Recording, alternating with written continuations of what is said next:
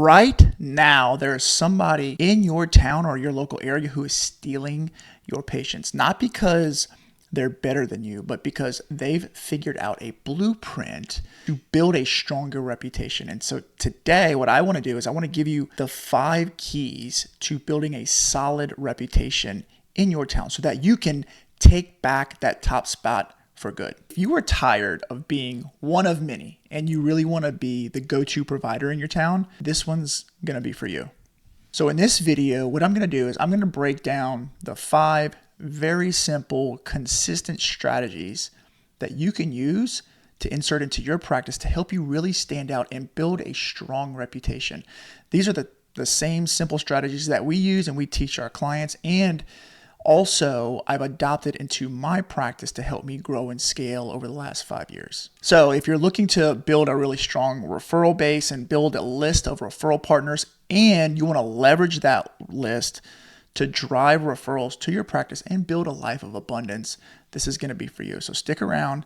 Let's hang out for a few minutes and let's see where we go.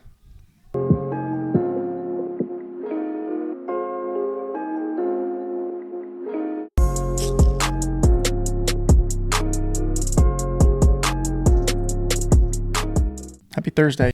Today's beverage, coffee with a light creamer.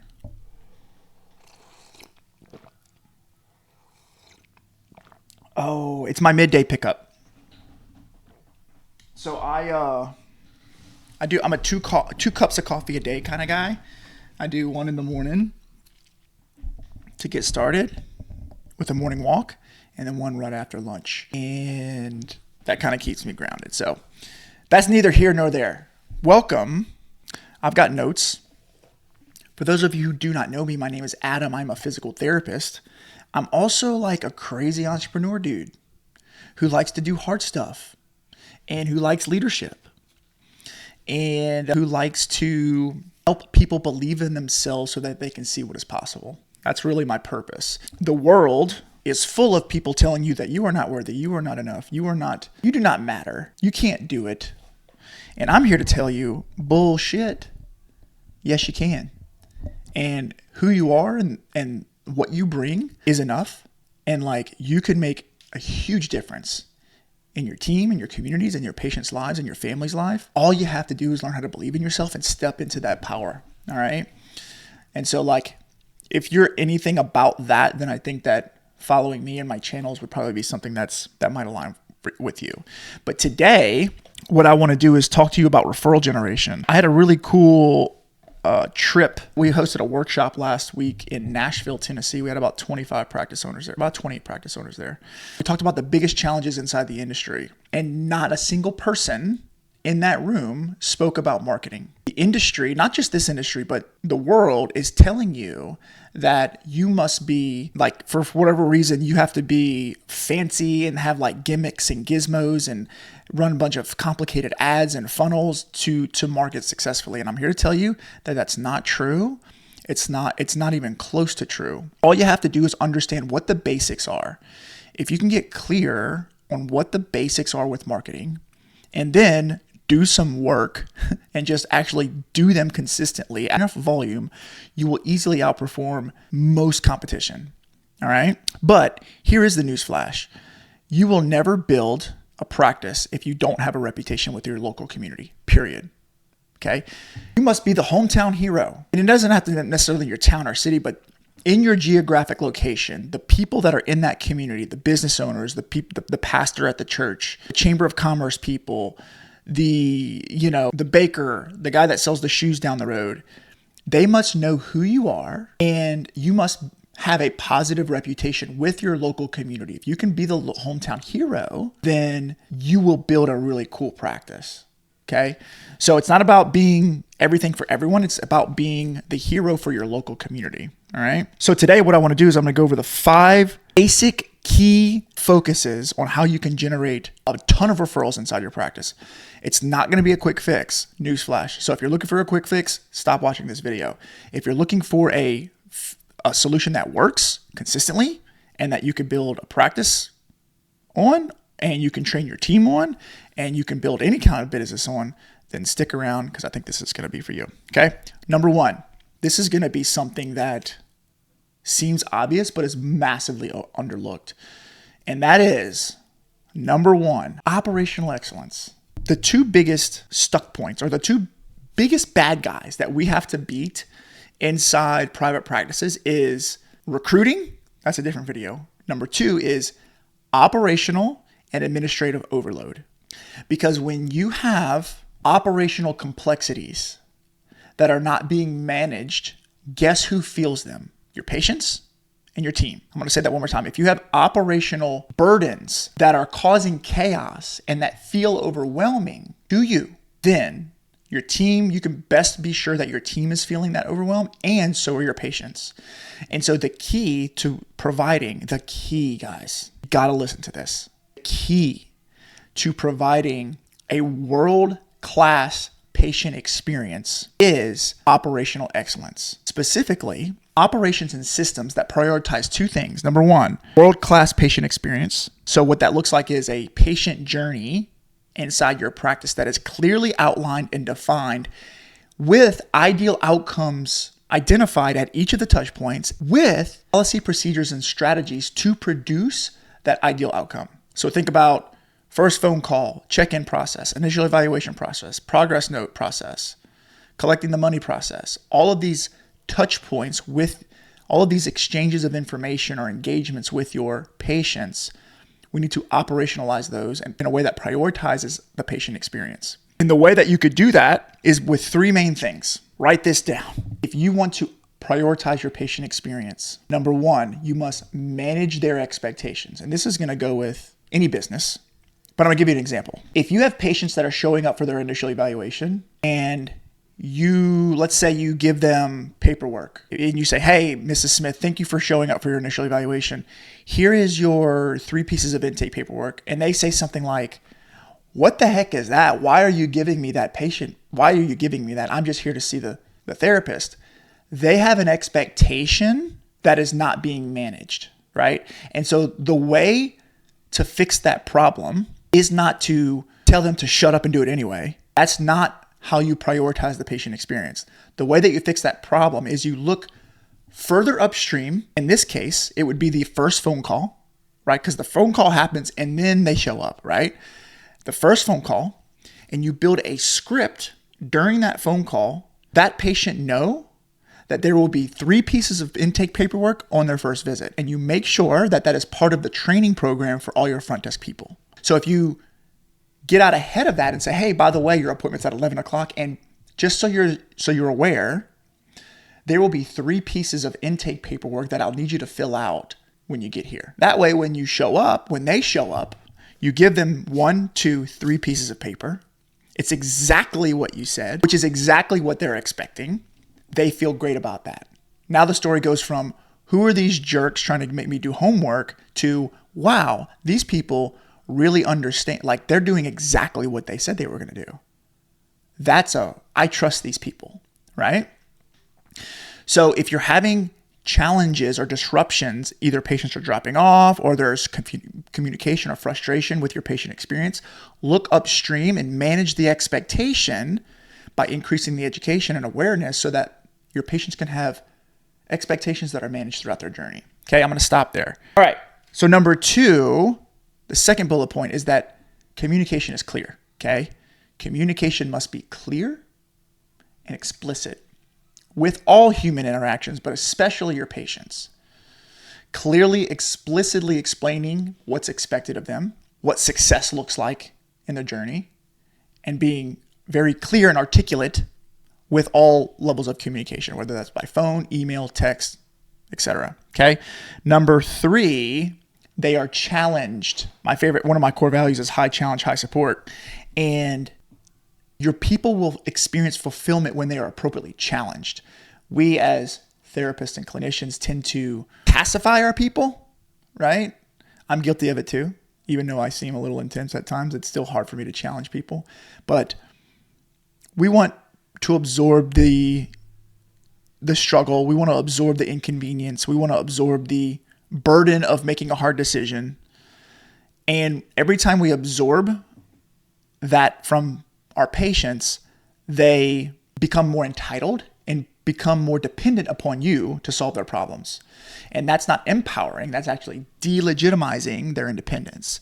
So we want to make sure that as we go through that operational journey, that we're supporting the heck out of our patients, but we're also appropriately challenging them throughout the experience. All right? I just went off on a tangent on that, but that's how you make sure your operations are dialed in. So patient experience. And then the second thing you're going to prioritize is profitability. You're in this you're not doing this, you're doing this to make money, but it's not why you do it, right? So money is not why you do it, but it's what you do this for. Okay. So you're going to prioritize this patient experience. You're going to add so much value to this journey that all the expectations are met and that you're just serving at such a high level and you're going to get paid well for it. Okay. And we're going to make sure that we're lean with our operations and that money is being funneled down to the bottom line where it belongs. Okay. So if you prioritize operational excellence, you will begin to easily separate yourself in your community, because guess what? Small businesses in America, I'm assuming you're from America, probably all over the world, they aren't talking about their patient journey. Trust me. If you just map out your patient journey, you're in the top 10%. It's so easy to outperform people.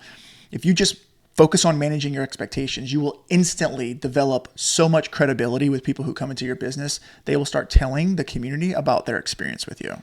Okay, so operational excellence is number one, which brings me to number two. And this is a very natural piggyback off of this operational excellence, because now patients are getting better. They're showing up for their appointments. Their expectations are being managed. They're very happy. We must strategically and intentionally capture testimonials and positive reviews from our customers. That's number two. So part of that journey is strategically capturing testimonials throughout these touch points. And the bad way to do this is trying to get a testimonial next time you think about it. Bad idea.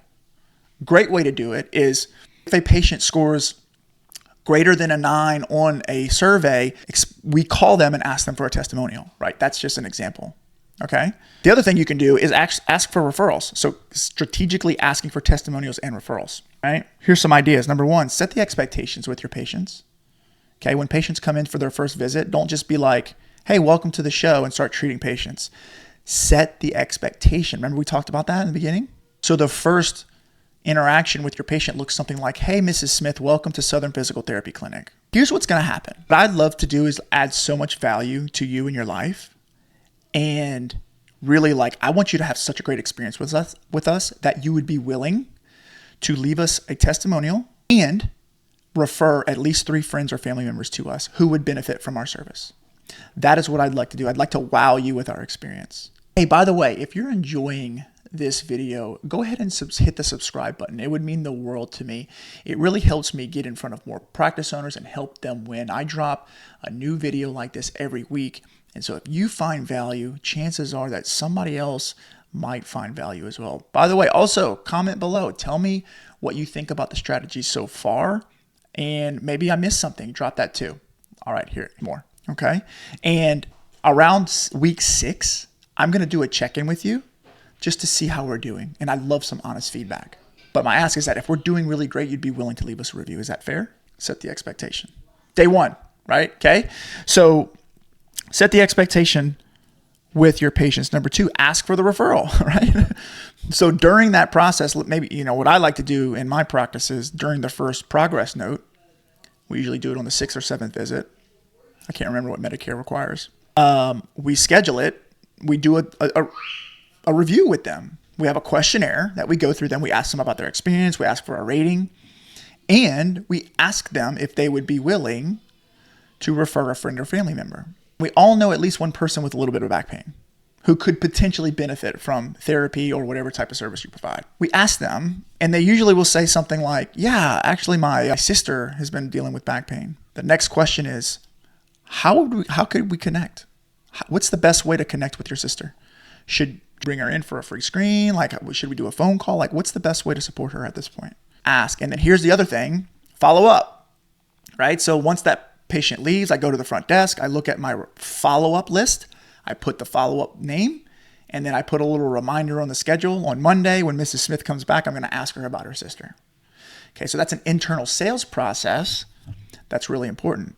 And if you do that, you will facilitate word of mouth, right? Via positive testimonials and people literally recommending you to them, right?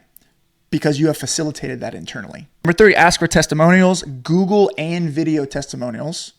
If you have a digital marketing team, video is great. Okay, you can put them all over your website. But if you do that more strategically and intentionally, and here's the thing, if you have a team, train your team on this process. Show them the journey. Role play how you ask for these testimonials and reviews. And if you do that, guess what? You're going to get testimonials and reviews, right? You just got to do it. So you will literally be the catalyst to building a positive reputation if you just ask your patients what you want. Okay, which is going to bring me to number 3. This is important as well. Number 3 is not something that I figured out until later in my journey, but you will generate more referrals, more reviews, more testimonials, and higher levels of compliance with your patients if you will increase the amount of touch points that you have with them. Low touch points, low compliance, low engagement. High touch points, high compliance, high engagement. Problem is we can't see them every single day, right? I guess in some of you probably could, but in most practices, depending on your model and the type of practice that you have, we're not going to see patients every day. But we can call them, we can email them, we can text them. Okay, these are touch points that we are underutilizing. So, which number 3 is call, email, and text your patient list. The most valuable asset that you have in your practice, besides your team, is going to be your patient list. Right? There is a huge list inside your EMR of patients who already know, like, and trust you, already would be willing to refer a friend or family member, or would be willing to come back in for some care, just waiting for somebody to call and check on them, right? So how do you do that? Number 1, ensure that you are mandating that you are collecting emails during your patient intake process and measure the percentages of emails captured, right? So if 10 patients come in, our goal is we want 10 emails on the books. We must have an emergency email contact just in case. Whether you have to pay a bill, whether we have to get in touch with you, whether we have to send you some patient information or home exercise program, we must have an email on file. Give me an email, right? If you don't have an email, you can't email them, right? Number 2, download your past patient list. What I like to do is every month, I download the list of patients that discharged 90 days ago, okay? So I would work on 90 days ago, 180 days ago, what's after that? 270 days ago, right? So 3 months, 6 months, 9 months, 12 months, right? So your patient should be getting a call, text, or email from you every 3 months to check in. How you doing? What's going on? This is your friendly physical therapist really just checking in on you, like, how's your shoulder doing, Mrs. Smith?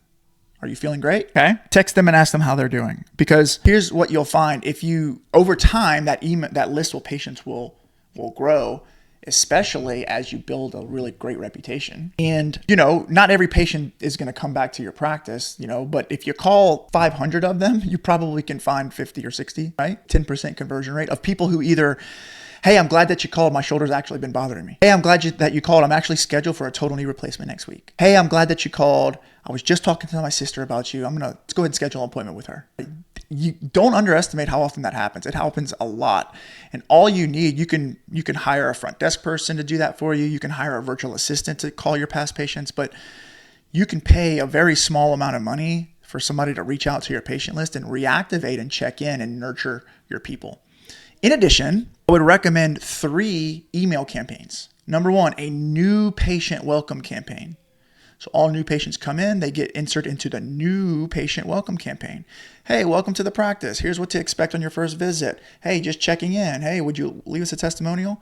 Right? Some type of 6 to 8 weeks, maybe like 4 to 6 week nurture process for all new patients. That's number 1. Number 2 should be a reactivation campaign. So every 90 days, you send out an email or text to your list that says, hey, Mrs. Smith, this is Adam over at Southern PT Clinic, just checking in. It's your 90-day check-in. How are things going? Catch me up to speed. So a reactivation campaign via text and email is massive. And then the third is a monthly newsletter. So one monthly email that's a little longer, that's sharing updates. You could share tips, health tips. You can add photos of your team and family, photos of your team. You can add new people that are joining your team, right? Or things that are going on in your business. But have some type of blog or newsletter that you can nurture your email list with. If you do those 3 things, you're going to do really great. Okay. So more frequent touch points. Number 4. All right. So if you can see trend here, the first 3 steps had nothing to do with marketing to outside people. I'm still not marketing to physicians. I'm still not running Facebook ads. I'm still not doing anything. All of that is internal work. That's where the foundation is. Okay. Number 4 is where you start getting into relationship marketing or relationship sales, right? This is where you actually step out of the clinic, or you hire somebody to step out of the clinic to go and actively pursue relationship development and relationship nurturing with influencers or important people in your community. I'll call them referral partners. Okay. What does that look like? I think it's this book right here. It's called Expert Secrets by Russell Brunson. I believe it's in this book. I don't want to lie to you, but if it's not in this book, it's in one of his books. So Russell Brunson has a concept. It's not a concept that he necessarily made up, but he calls it the Dream 100 list. Okay. Here's how it works. You stop and you sit there and you think, who are the 100 people in my community who have a direct influence over my target market? Whether you're treating pediatrics or whether you're treating, athletes, that's going to be a little different for everyone. Okay. Who are the influencers? Make a list of them. Don't make the mistake and think that you'll figure it out as you go. Just stop and make the list. Okay. So if you're treating, let's see, orthopedic patients, let's say you're treating athletes, this would look like athletic trainers, chiropractors, massage therapists, coaches at the high school, athletic directors at the high school. This would look like CrossFit gym owners and personal trainers. You get the point, right? So identifying the people who see your patients before they see you. Make a list of them. This would also include physicians, orthopedic surgeons, sports medicine people. Make a list of them, and your job is to make the list, reach out to them, book some type of meeting, whether that's in person, a Zoom, or a phone call, and find ways to support their calling, find ways to support their mission. Try to find people who align with where you're trying to go with your business, and collaborate and start cross-promoting and sharing referrals back and forth. So you'll start building a really strong professional network that way. So if you can block off, especially if you're a small practice trying to grow, like I would be blocking off 4 to 8 hours a week and only doing that type of work. And if you do that, I can tell you how busy your practice is going to be dependent upon how committed and consistent you are with these things. Okay. So like I have practice owners that call me all the time and they say, I can't figure out how to get busy. And I say, how many referral partners have you met with this month? And they say 2. And I'm like, well, you need to meet with 200, right? Like do more work, do way more work. Don't underestimate the amount of volume and act like it's still work. It's going to be hard, but if you do the work, you'll probably get the result. All right. So that's relationship marketing, which is going to bring me to number 5, which is everyone's favorite, which is the one that everyone wants to talk about. And that's going to be digital marketing or having a digital presence. Okay. Having a digital presence. Here's what people in your hometown don't do. Most of them. They don't go online and search for physical therapy first. What they do is they call their friend and they say, hey, anybody have any ideas on the best physical therapist in town? Or they'll go to Facebook and say, hey, anybody have any ideas on the best physical therapist in town? They're going to seek out opinions of their closest people and the people that they value, right? Then once they get your name, they're going to go to your website and start looking at your information. So your digital presence is kind of like your digital storefront, right? It's going to be the thing that confirms that you have credibility and reliability, and it's going to elevate trust. It's not going to be a strong conversion magnet. It's going to be a nurturing process that gives you credibility and gives you the worthiness to do business with. Okay. So it's important to have, but don't go overboard. Don't feel like you have to like run Facebook ads and run landing pages and have this crazy, social media strategy. You don't have to have that. You just got to be present. Okay. So have a website. I'd recommend having some type of SEO support, low level. I'm talking about like very low level SEO support. You can hire really great digital marketing agencies if anybody's trying to charge you thousands of dollars a month, don't run away. Just like low level management style SEO support. Okay. Number two, an agency that can support you with some type of email strategy. And then number three, social media presence. Ideally Facebook, at least. Facebook is where a lot of people are. Okay? But have a profile, have your logo on there, fill out the profile, right? And like put in your hours of operation, link your website to it. And then you and your team start committing to posting once a day on on your Facebook page. Have fun with your patients and just be present organically on social media. All right. So those are the 5 strategies, guys. I told you they were simple. They're simple. Like the answer to doing this is just like every other answer that you get. It's always simple, but it's hard to do. It's simple, but it's hard to execute on. Okay. So if you follow these 5 steps, operational excellence, strategically capturing testimonials and referrals, building out call, email, and text campaign to your patient list, consistently pushing energy into the relationship marketing bucket, and having a strong, reliable digital presence just organically, you're going to do just fine. All you got to do is just put in the work, put in the volume. And I'm very confident that marketing will not be your biggest issue for long term. In fact, it will create 2 other big issues, which is going to be building your systems, getting your time back, and building a team. All right. All right, guys, I hope that helped. Let me know if you have any questions. Comment below if you have any questions, if there's anything I missed, or if you want to dive any deeper into any of those topics, you could shoot me a DM. You could follow me on social media. I post very often on Facebook and Instagram, specifically in the stories. So if you want to kind of see the behind the scenes, like how I run my business and how do I do my stuff, like grab me in the stories, shoot me a DM, and I'm happy to have a conversation about how to apply some of this stuff into your practice. Until next time, have a great day. Listen, you didn't start your practice to work 50 or 60 hours a week. You definitely didn't start your practice to stay small and trapped in this ball of chaos. So here's what I want to do for you. I'd like you to check out the show notes. I put together what's called the Practice Owner's Manual. It's a step-by-step guide that breaks down in detail everything that you need to build a really great private practice. I'm very confident that if you take a look at that and you study that a little bit, it's better than most free information out there. So I'm challenging you to click the link, download the thing. It's completely free. Start actually making some steps towards becoming that CEO and that practice owner that you know you want to be. And here's the thing. I believe in you. See you on the next one.